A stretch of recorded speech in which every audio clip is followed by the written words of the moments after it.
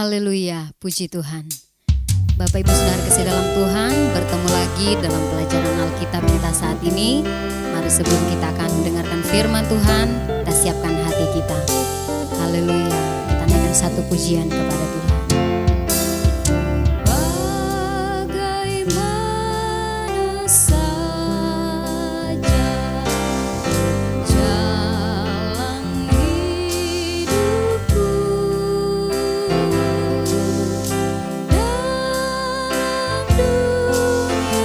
dalam dunia ini yang sungguh fana. Ku tinggal percaya pada Tuhanku, Yesus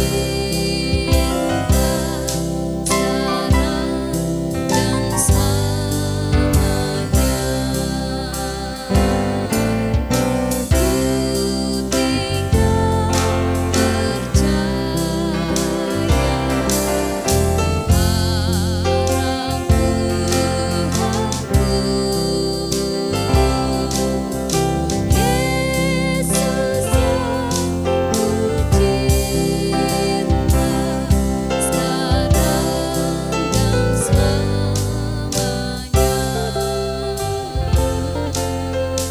dunia ini yang sungguh fana. Mari kita satu dalam doa. Haleluya, haleluya. Terima kasih banyak Bapa di sorga. Kami mengucap syukur karena kebaikan-Mu dalam hidup kami. Sehingga saat ini lagi Tuhan, kami boleh Engkau beri kesempatan untuk kami dapat belajar lagi kebenaran firman-Mu. Tuhan tolong kami semua, bukakan setiap pengertian kami Tuhan. Sehingga setiap rahasia kebenaran firman-Mu yang dibukakan bagi kami dapat mengerti dan pahami untuk kami dapat lakukan dalam perjalanan hidup kami. Terima kasih Tuhan, berkati kami semua, urapi kami, urapi juga guru yang akan mengajar kami. Kami siap untuk Tuhan mendengarkan firman-Mu, kami siap untuk belajar melakukan kebenaran firman-Mu. Dalam nama Tuhan Yesus Kristus yang adalah Tuhan dan Juru Selamat kekasih jiwa kami. Haleluya, amin.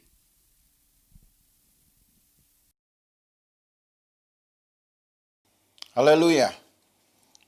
Kemurahan Tuhan mengantar kita saudara sampai pada hari ini. Dan kita akan melanjutkan kembali pelajaran Alkitab Berea kita secara online.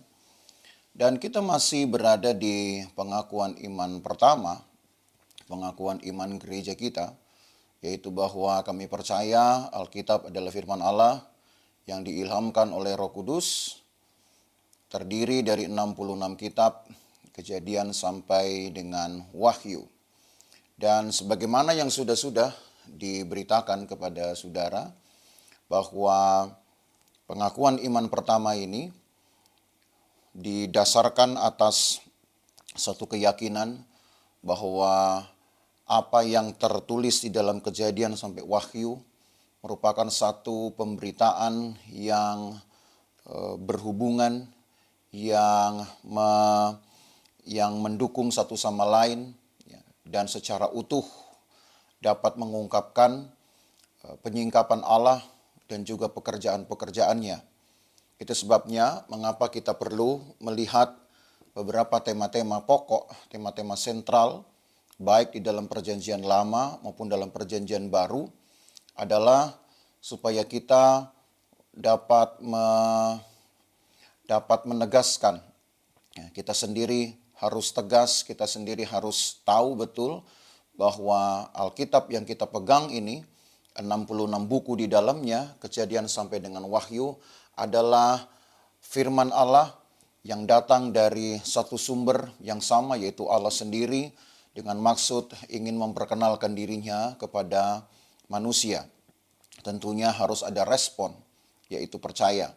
Nah, kita sudah belajar dari tema-tema sentral perjanjian lama, begitu juga sudah beberapa episode kita mengikuti pelajaran dari tema-tema sentral perjanjian baru.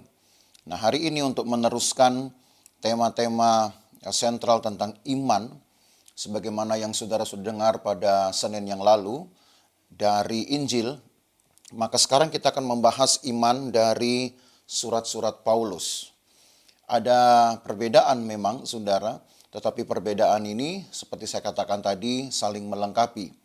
Di dalam Injil, iman itu memang langsung berhubungan dengan pemberitaan firman Tuhan, ya, dengan khotbah-khotbah Yesus, bahkan dengan kerajaan Allah yang sudah dimulai.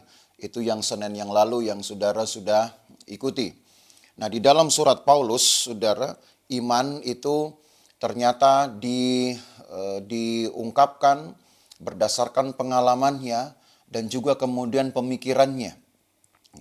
Itu sebabnya tulisan Paulus ini tentang iman termasuk atau merupakan yang paling beragam dari literatur perjanjian baru, ya, yang kita punyai. Ada dua hal sebenarnya yang ingin ditekankan oleh Paulus tentang pemahamannya ini dari iman. Yang pertama, bahwa iman berhubungan dengan penyerahan diri kepada Allah, penyerahan hidup kita kepada Allah. Dan yang kedua, iman berhubungan dengan perolehan keselamatan itu. Dan tentang perolehan keselamatan, sebagaimana yang dituliskan di dalam Roma pasal 3 ayat 3, kita baca dulu ayat ini, Bapak Ibu Saudara. Roma 3 ayat yang ketiga. Jadi bagaimana jika di antara mereka ada yang tidak setia? Dapatkah ketidaksetiaan itu membatalkan kesetiaan Allah? Sekalipun kata iman tidak kita jumpai di dalam Alkitab kita. Tetapi bahasa Gerika yang menggunakan kata pistis, dan umumnya kata pistis ini memang diterjemahkan dengan iman. Tetapi justru dalam ayat ini muncul di dalam kata kesetiaan yang menunjuk kepada kesetiaan Allah. Tidak lain, saudara, dengan diungkapkannya iman itu yang juga berbicara tentang kesetiaan Allah. Paulus ingin menunjukkan bahwa Allah adalah hakikat yang dapat dipercaya untuk menggenapi janji-janjinya. Dan tentu kalau saudara membaca ayat-ayat selanjutnya, janji-janji Tuhan itu adalah pembenaran itu sendiri. Ya. Karena pada akhirnya nanti saudara kita akan tahu pembenaran itu tidak lain adalah terjalinnya suatu hubungan yang benar antara Allah dengan manusia. Sebagaimana yang ia tulis di dalam 1 Tesalonika pasal yang ke-5 ayat yang ke-24. 1 Tesalonika pasal yang ke-5 ayat yang ke-24. Paulus menulis demikian. Ia yang memanggil kamu adalah setia, ia juga akan menggenapinya. Jadi hal pertama ini, saudara, demi untuk membagikan pengalamannya. Ya, karena tadi saya katakan pemahaman Paulus tentang iman itu didasarkan atas pengalamannya dan juga kemudian pemikirannya atau teologinya. Maka berdasarkan pengalamannya, seseorang hanya dapat hidup benar, dinyatakan benar, dan memiliki hubungan yang benar di hadapan Allah oleh karena imannya saja. Itu sebabnya pemberian pembenaran itu sendiri adalah pemberian yang cuma-cuma. Manusia hanya dituntut untuk percaya. Tidak ada hal lain yang dilakukan.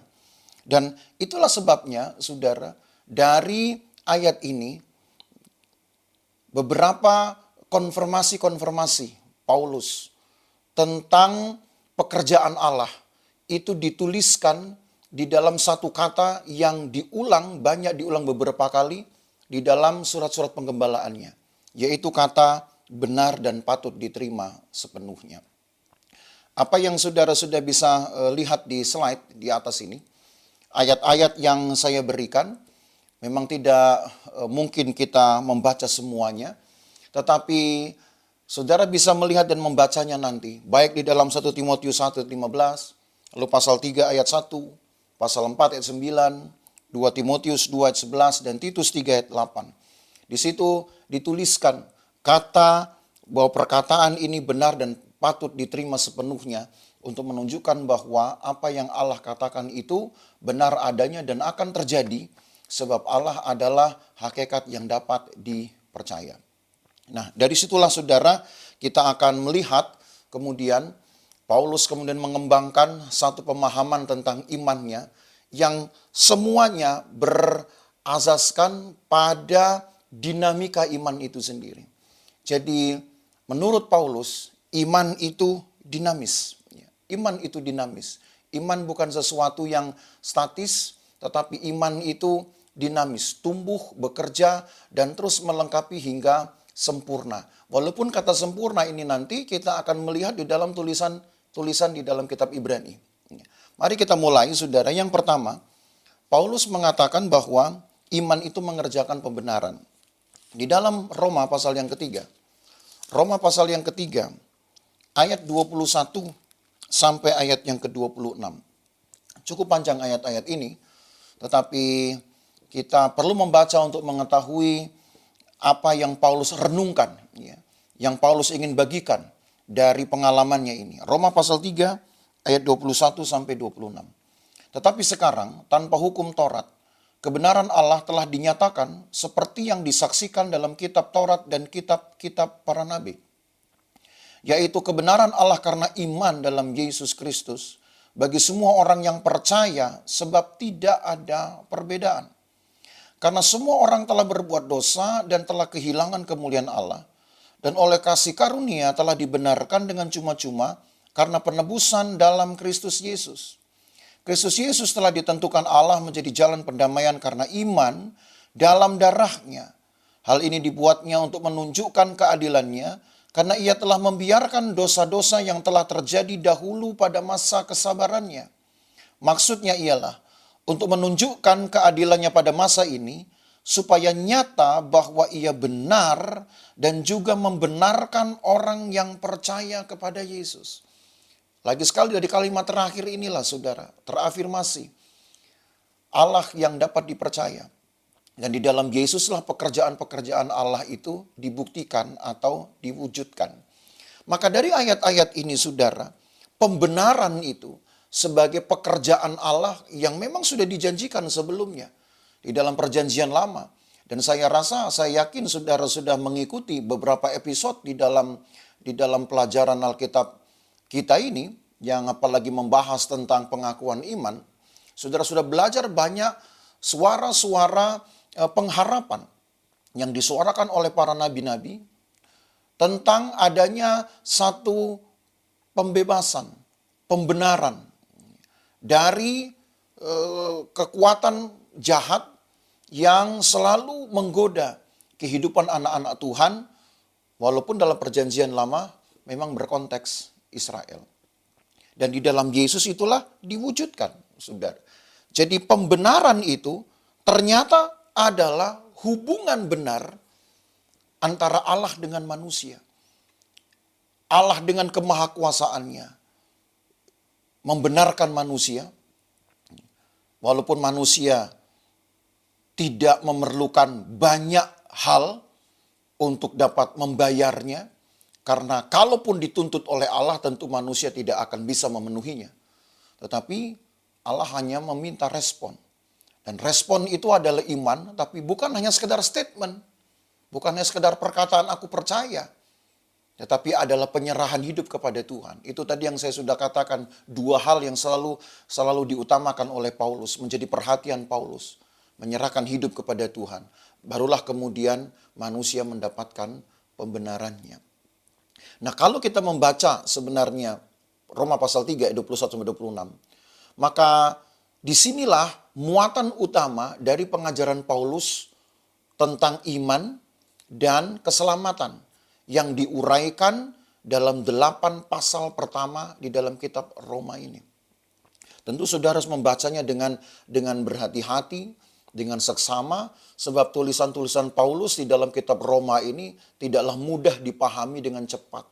Tetapi setidaknya dari ayat-ayat inilah sudah tergambar apa yang Paulus tulis sampai di pasal 8 kitab ini. Adalah iman itu harus dimiliki oleh setiap orang yang ingin mendapatkan kebenaran atau ingin dibenarkan atau ingin dipulihkan hubungannya dengan Allah sejak dosa itu masuk di dalam hidup manusia.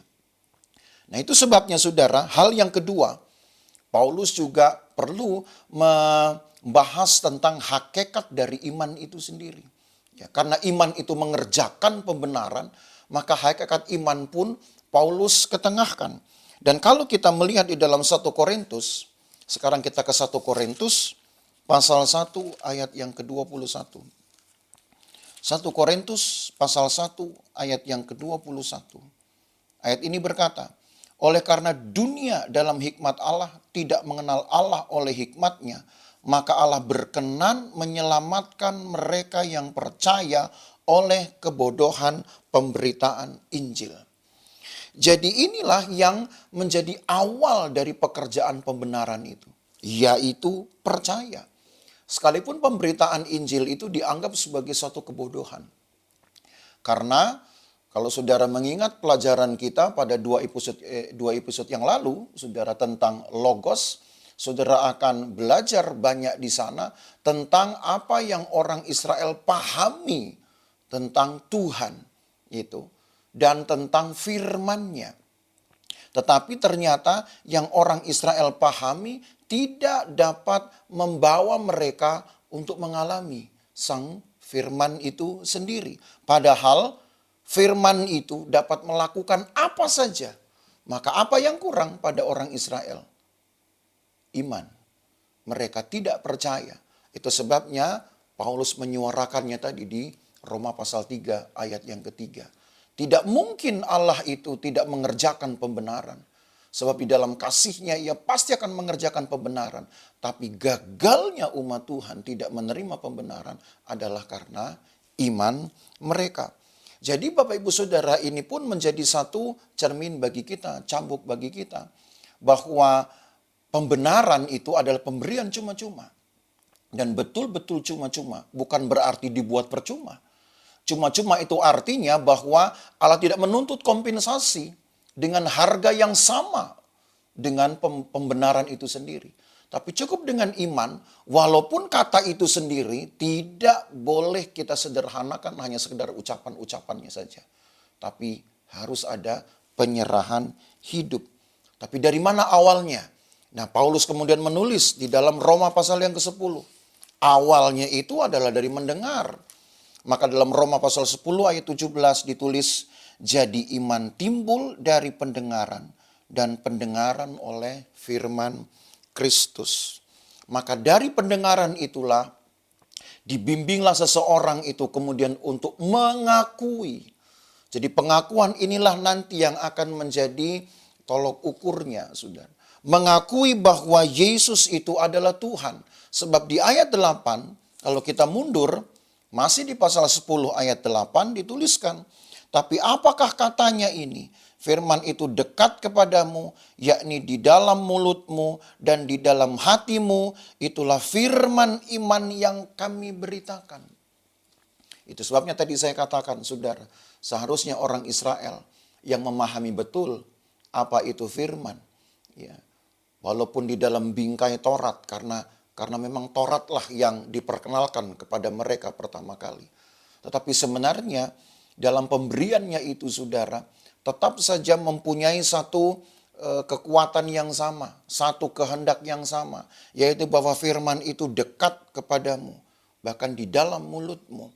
Tapi rupanya yang kurang pada orang Israel adalah percaya. Jadi jangan sampai kita kehilangan percaya. Sebab tadi saya katakan percaya ini mengerjakan pembenaran.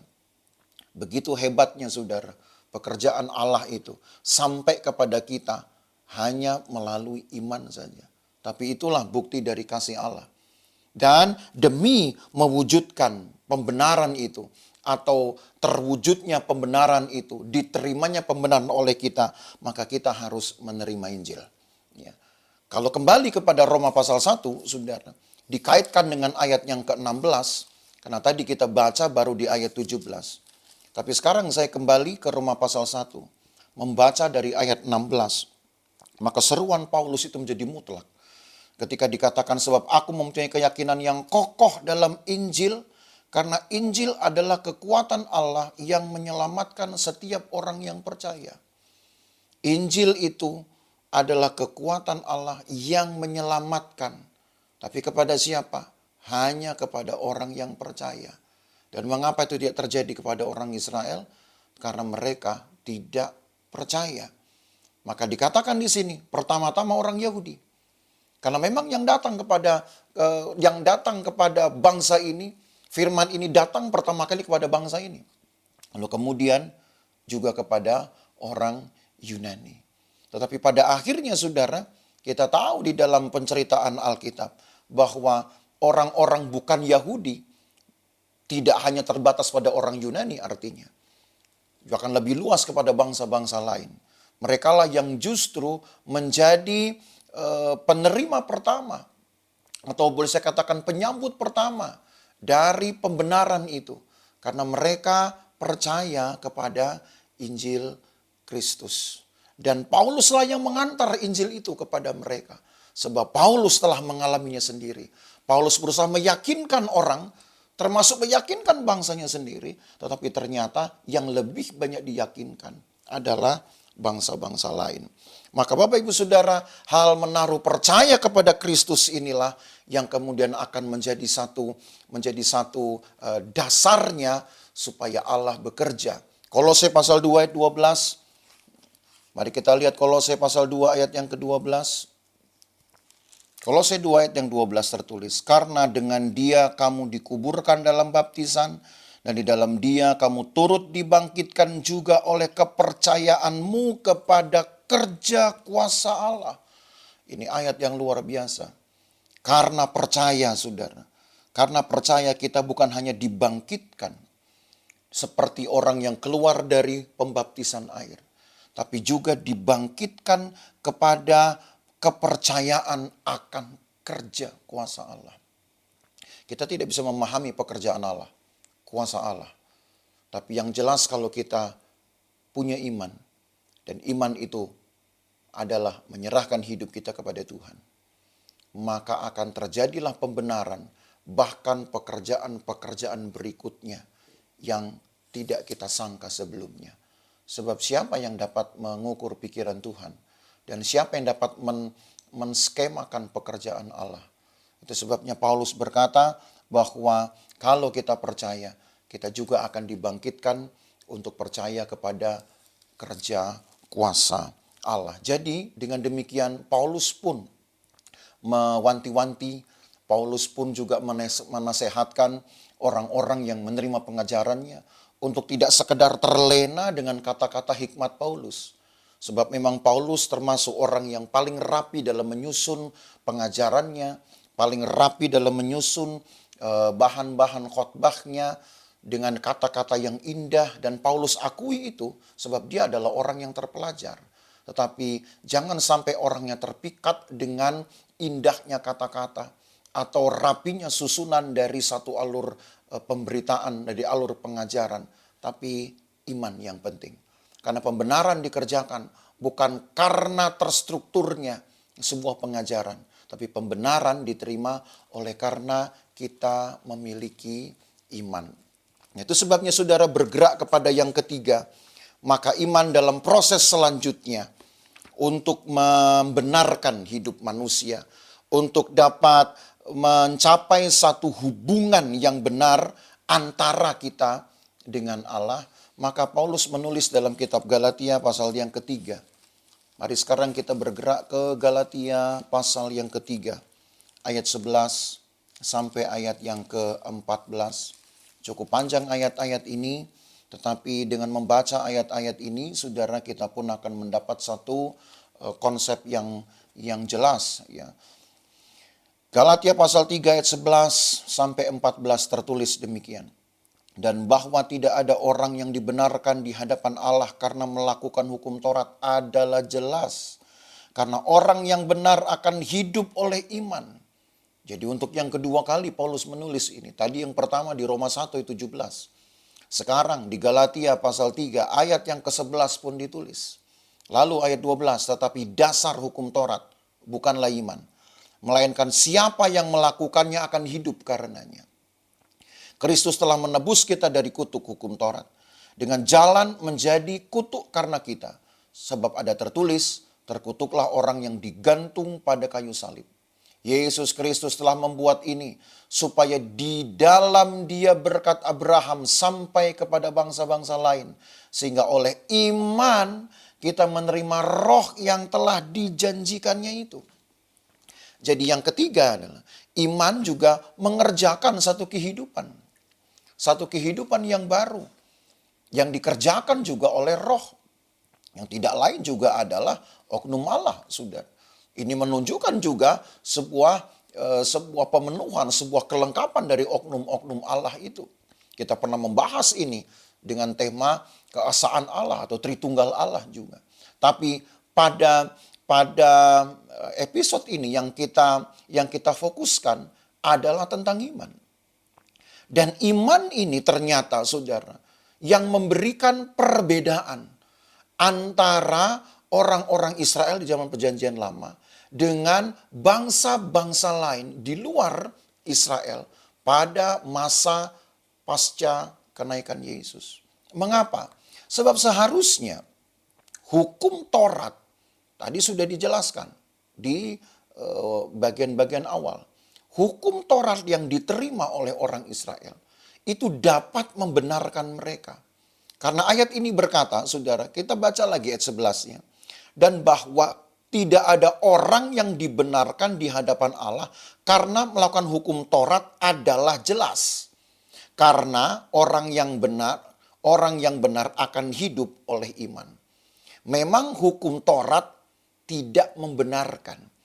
Tetapi bagaimanapun juga hukum Taurat ini adalah firman Allah. Itu makanya ayat 12 berkata, tapi dasar hukum Taurat bukanlah iman, melainkan siapa yang melakukannya akan hidup. Jadi bukan berarti hukum Taurat itu punya kelemahan. Bukan berarti hukum Taurat tidak mampu mengerjakan sesuatu. Hukum Taurat adalah firman Allah, saudara.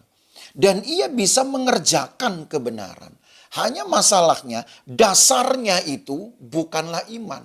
Sebab pembenaran dikerjakan oleh iman. Maka sebenarnya hukum Taurat itu berfungsi untuk apa? Kalau dia tidak bisa membenarkan, tetapi seharusnya hukum Taurat itu dapat mengantar manusia kepada Allah, supaya dengan imannya dibenarkan, maka semakin jelaslah ketika Paulus menulis di ayat yang ke-22 sampai ayat yang ke-24. Mari kita baca. Masih Galatia pasal 3, ayat 22. Tetapi kitab suci telah mengurung segala sesuatu di bawah kekuasaan dosa, supaya oleh karena iman dalam Yesus Kristus, janji itu diberikan kepada mereka yang percaya. Saudara perhatikan kalimat ini. Karena iman dalam Yesus Kristus, janji tentang kebenaran, diberikan kepada mereka yang percaya. Sebelum iman itu datang, kita berada di bawah pengawalan hukum Taurat. Jadi ini perkataan Paulus kepada orang-orang Yahudi, saudara. Saya ulangi ayat 23.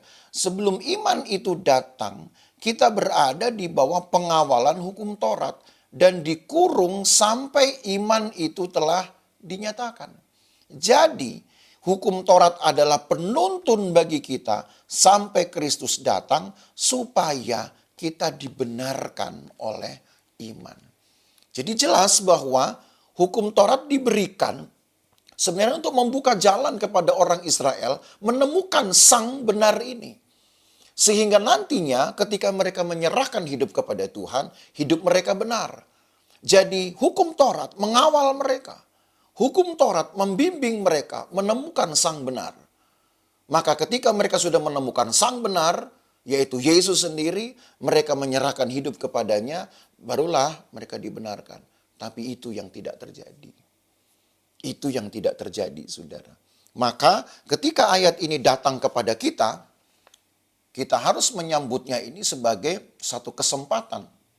Dan bahkan kesempatan satu-satunya. Tidak ada hal lain yang bisa kita lakukan untuk mendapatkan pembenaran, kecuali hanya dengan iman. Tetapi kita harus mau dibimbing dulu oleh firman Tuhan. Sama seperti orang Israel, mau tidak mau harus mengikuti Taurat. Tapi ternyata kata mau tidak mau ini pun menjadi sesuatu yang sulit dan menjadi ganjalan mereka. Karena ada yang serius, ada yang tidak serius. Ada yang mereka hanya mementingkan dilihat orang saja, tetapi tidak dengan tulus hati melakukannya. Sehingga firman Allah atau Taurat bagi mereka yang seharusnya disediakan sebagai penuntun, tidak membawa mereka kepada sang benar.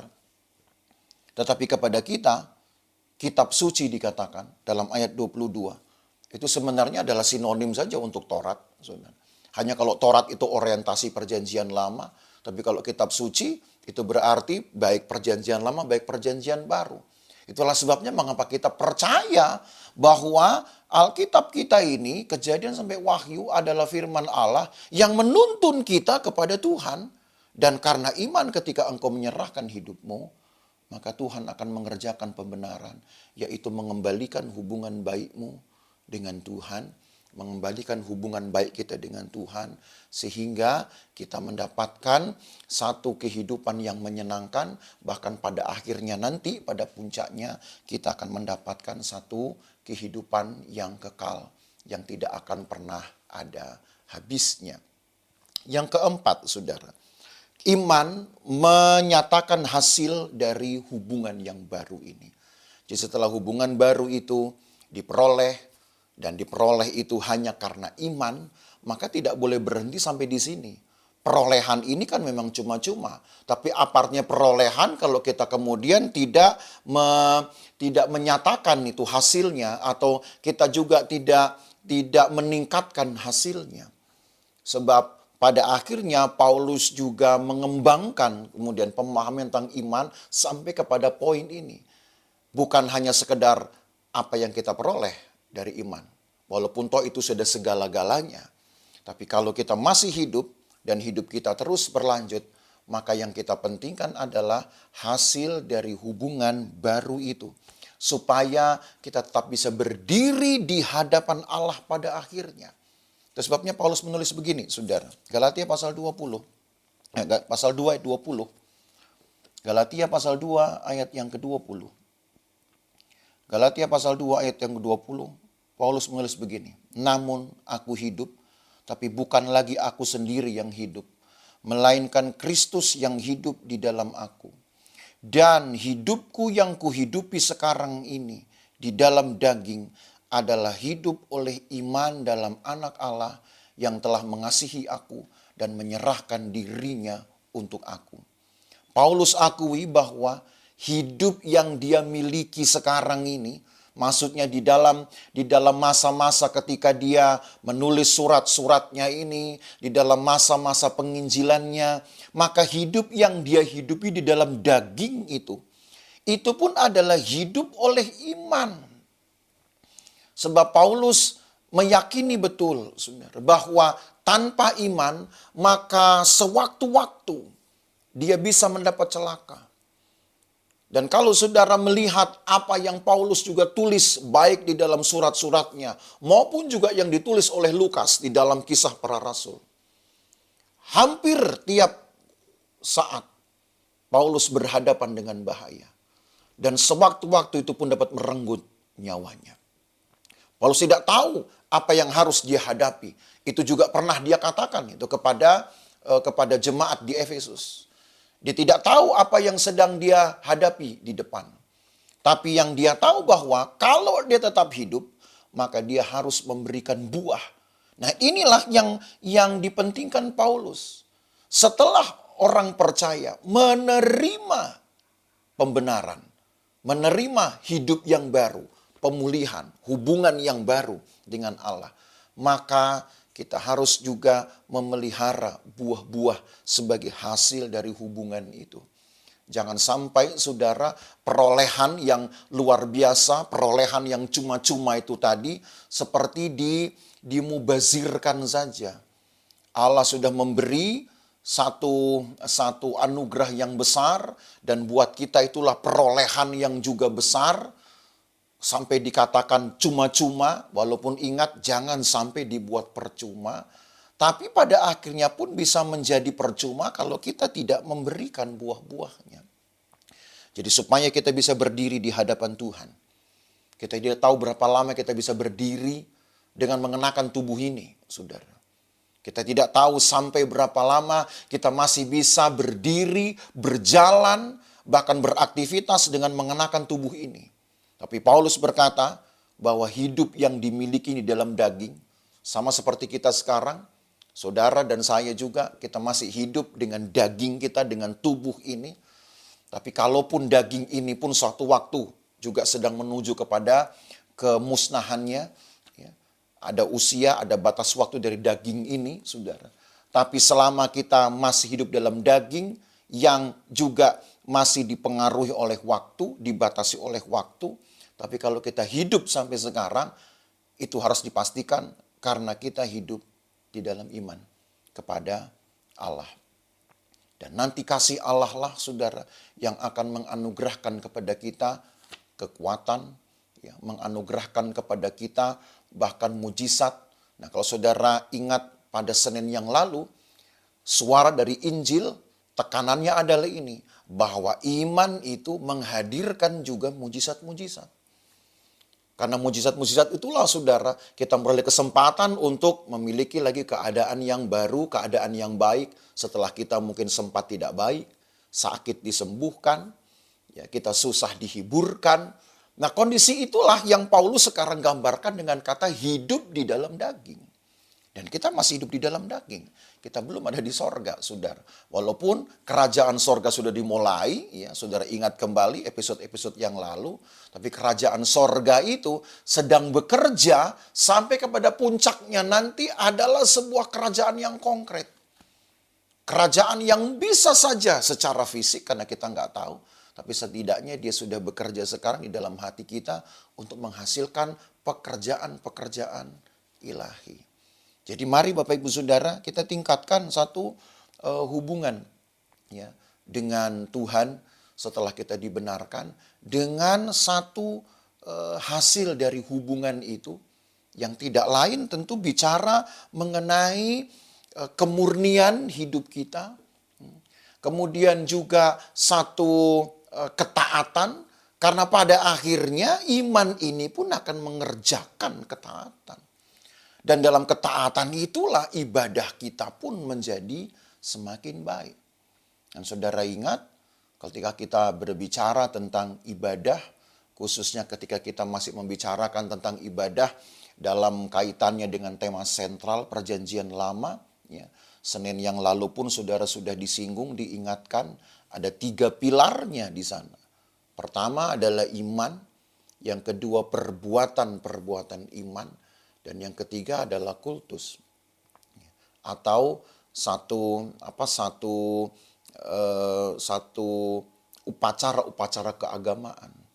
Tapi apa artinya kultus kalau tidak ada perbuatan iman? Apa artinya perbuatan iman kalau tidak ada iman? Dan itu sebabnya di dalam Yakobuslah suara dari perbuatan iman ini saudara menjadi kuat. Kalau sampai iman itu tidak ada, maka perbuatan iman itu pun tidak dihitung. Tapi juga apa artinya iman kalau tidak ada perbuatan-perbuatan iman. Jadi 2 hal ini saudara yang harus saling terkait, harus saling melengkapi. Jadi ketika kita percaya kepada Tuhan, beriman, dan karena iman itu Allah mengerjakan pembenaran, maka tingkatkanlah, tunjukkanlah hasil dari pembenaran itu, yaitu hubungan baru itu dengan cara perbanyaklah perbuatan-perbuatan iman. Pada akhirnya nanti perbuatan-perbuatan iman inilah yang akan terekspresi di dalam cara kita beribadah. Bagaimana kita memuji Tuhan, bagaimana kita menyembah Tuhan, bagaimana kita bersyukur, dan bahkan bagaimana kita bersaksi. Ekspresi-ekspresi dari ibadah itu, saudara, itu nanti akan dipengaruhi oleh perbuatan-perbuatan iman kita. Apa itu? Ya tentu mengasihi, sama seperti Allah dengan kasih membenarkan kita, maka kita mengasihi, dan banyak hal, saudara. Tentu kita tidak akan bahas itu semua satu persatu, saudara, karena kita pasti akan kehabisan waktu untuk membahas poin ini. Yang terakhir, yang kelima dari tulisan Paulus ini, saudara, bahwa iman itu juga adalah pengikatan diri kepada kehidupan baru ini. Jadi artinya konsistensinya. Setelah kita diberi pembenaran itu sebagai perolehan yang cuma-cuma, lalu kemudian kita dianjurkan untuk memberikan hasil-hasil dan meningkatkan hasil dari pembenaran itu berupa perbuatan-perbuatan iman, maka yang tidak boleh juga dilupakan adalah komitmen kita untuk mengikatkan diri kepada kehidupan baru ini selama mungkin.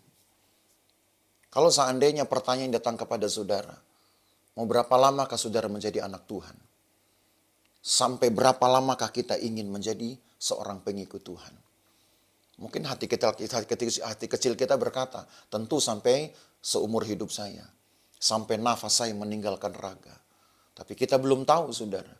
Apakah betul nanti dalam perjalanan kita menuju kepada akhir dari iman kita, kita betul-betul masih bisa berpegang dengan iman kita?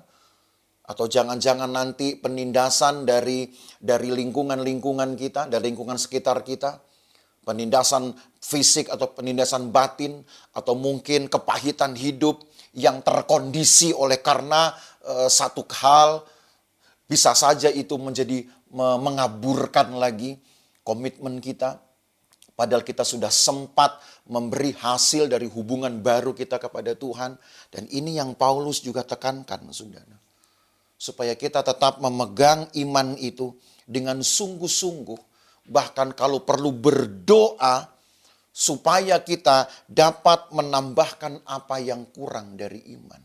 Mari kita lihat dulu dalam 1 Tesalonika pasal yang ketiga ayat yang ke-10. 1 Tesalonika pasal 3 ayat yang ke-10. Paulus berkata begini.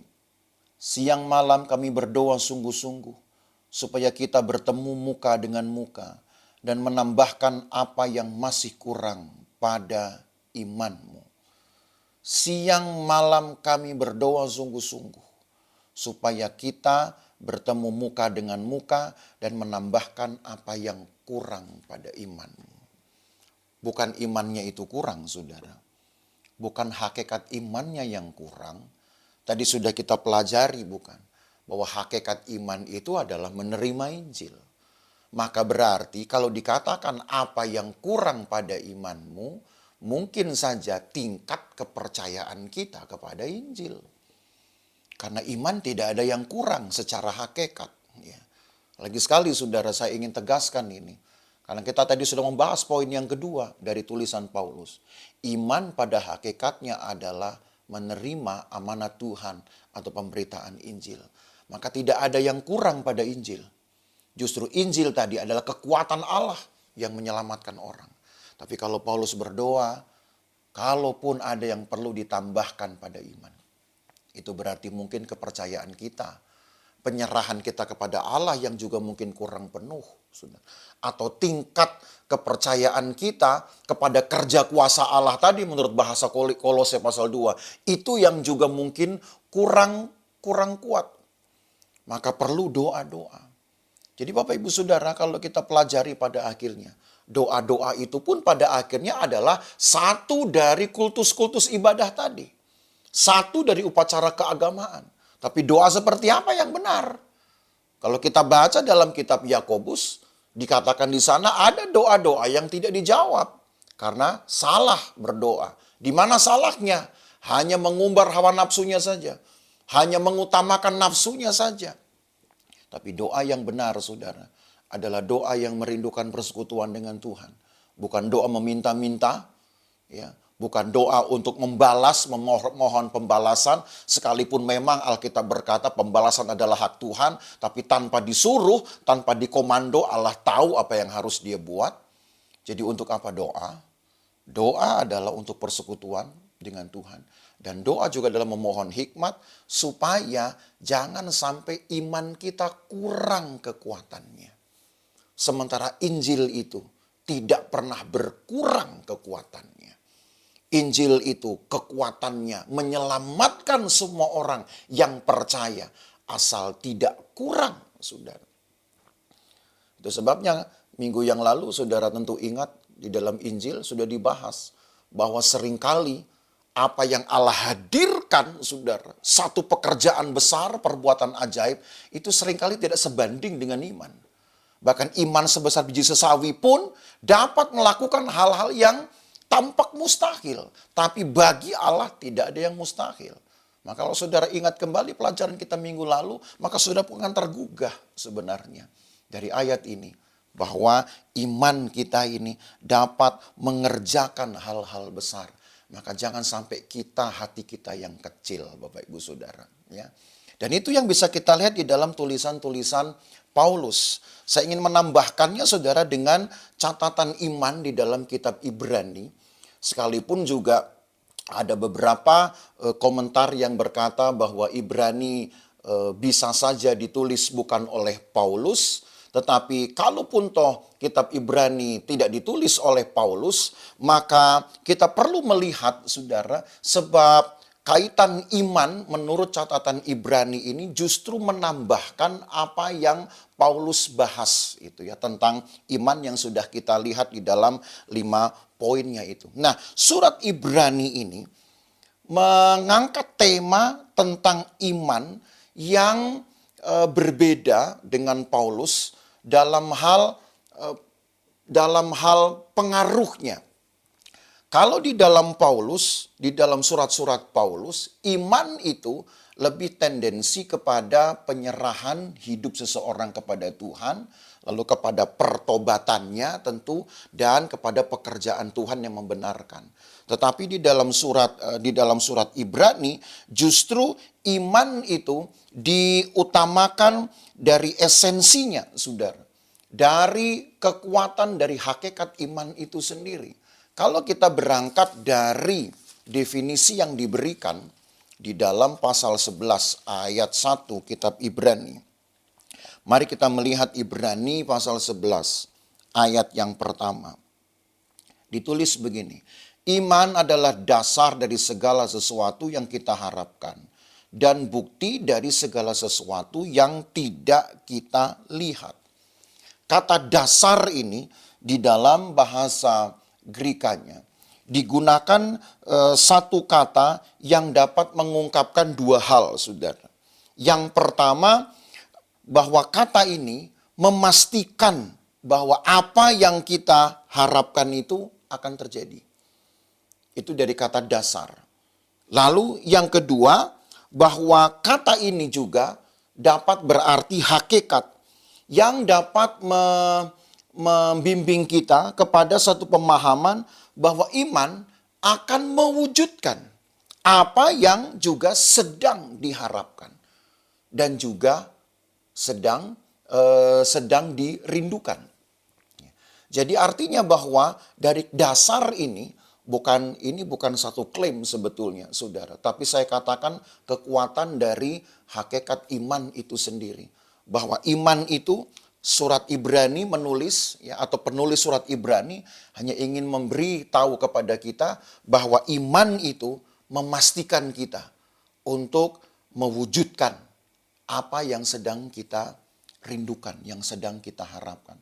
Lalu kemudian kata kedua, dengan menggunakan kata bukti dari segala sesuatu yang tidak kita lihat. Dan kata bukti ini juga, saudara, adalah kata yang hampir sama senada dengan kata dasar tadi.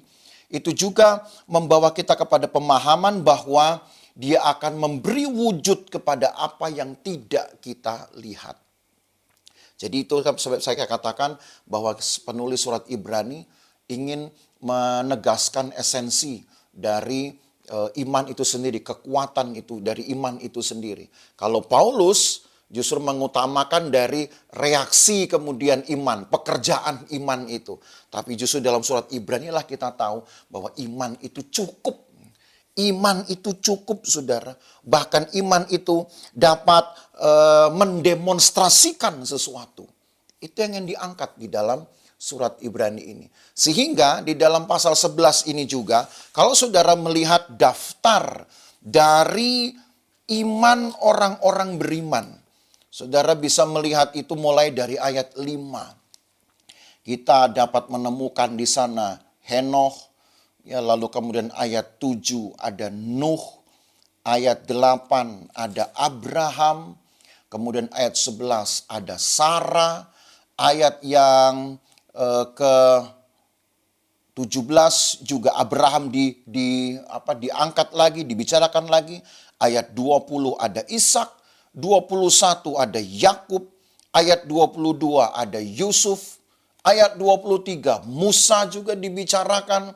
Lalu ayat yang ke-29 ada juga perbuatan-perbuatan Tuhan kepada orang Israel. Lalu ayat 31 ada Rahab.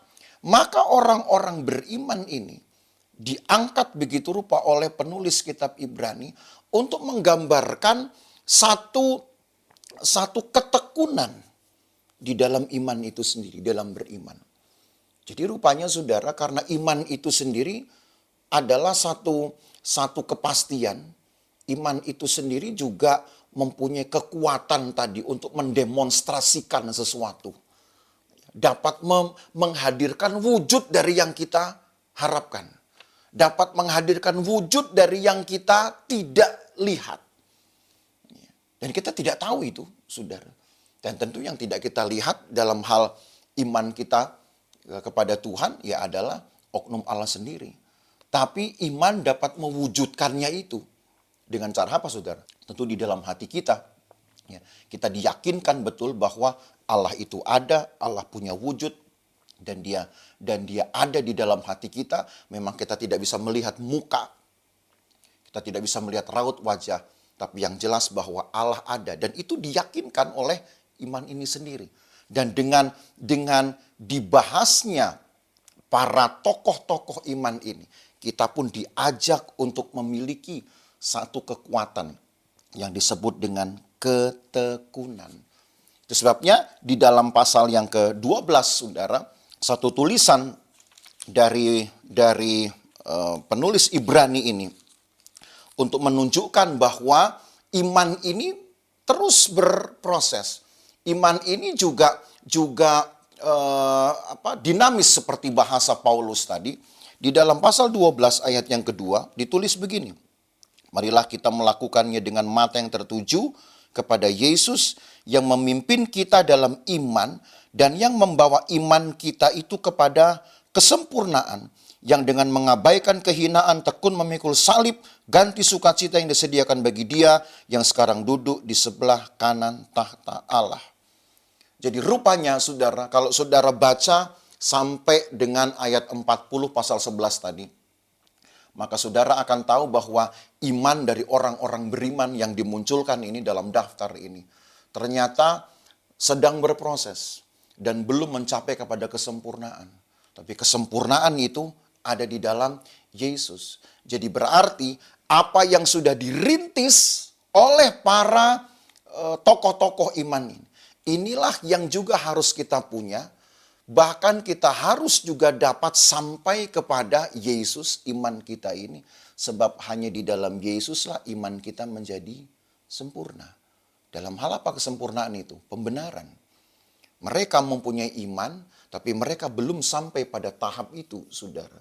Tapi kita sekarang setelah dirintis oleh semangat mereka ini, maka sekarang mari seperti ajakan penulis Ibrani ini, mari kita melakukannya dengan mata yang tertuju kepada Yesus.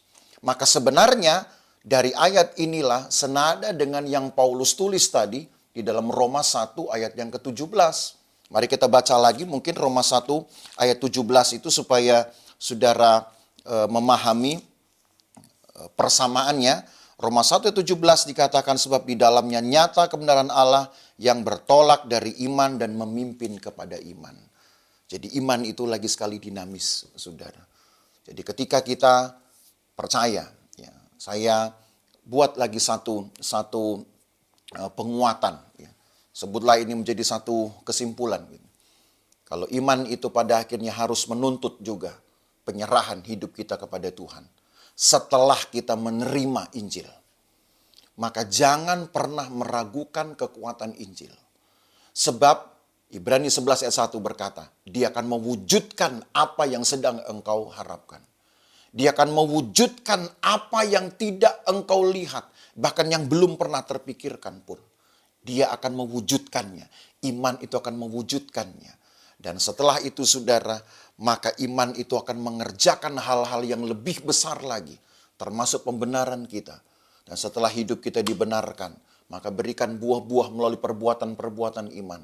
Dan setelah kita melakukannya, jagalah supaya iman kita tetap kita miliki sampai akhir hidup kita. Jangan sampai kita patah di tengah jalan, jatuh di tengah jalan, maka buah-buah yang mungkin sempat kita berikan kepada Tuhan itu pun menjadi sia-sia. Maka Bapak Ibu Saudara, dengan demikianlah benar apa yang firman Tuhan katakan, orang benar akan hidup oleh karena iman. Jadi sampai hari ini pun, kalau kita masih hidup dengan tubuh daging ini, percayalah itu pun terjadi oleh karena iman kita kepada Tuhan.